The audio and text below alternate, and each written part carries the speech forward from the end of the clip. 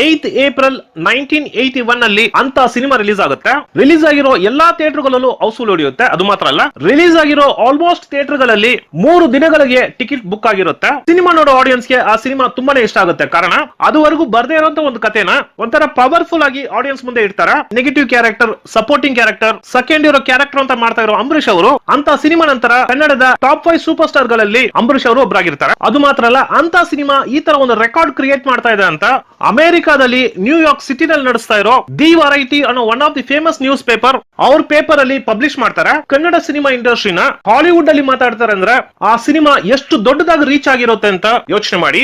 ಈ ತರ ದೊಡ್ಡ ಸುದ್ದಿ ಮಾಡ್ತಾ ಇರೋ ಅಂತ ಸಿನಿಮಾನ ಕೆಲವು ಪೊಲಿಟಿಷಿಯನ್ಸ್, ಇನ್ನು ಕೆಲವು ಗವರ್ಮೆಂಟ್ ಅಫಿಷಿಯಲ್ಸ್ ಆ ಸಿನಿಮಾನ ನಿಲ್ಸಕ್ ಪ್ರಯತ್ನ ಪಡ್ತಾರ. ಒಂದಷ್ಟು ದಿನ ಸಿನಿಮಾನು ನಿಲ್ಲಿಸ್ತಾರ. ಅಂತ ಸಿನಿಮಾದ ತಂಡ ಕೆಲವು ಕ್ಲಾರಿಫಿಕೇಶನ್ ಎಲ್ಲ ಕೊಟ್ಟು ಆ ಸಿನಿಮಾನ ಮತ್ತೆ ರಿಲೀಸ್ ಮಾಡ್ತಾರೆ. ರಿಲೀಸ್ ಆಗಿರೋ ಎಲ್ಲಾ ಥಿಯೇಟರ್ಗಳಲ್ಲೂ ಹೌಸ್ಫುಲ್ ಆಗಿ ನಡೀತಾ ಇರುವಾಗ ಮತ್ತೆ ಕೆಲವು ಕಡೆ ಬ್ಯಾನ್ ಮಾಡ್ತಾರೆ.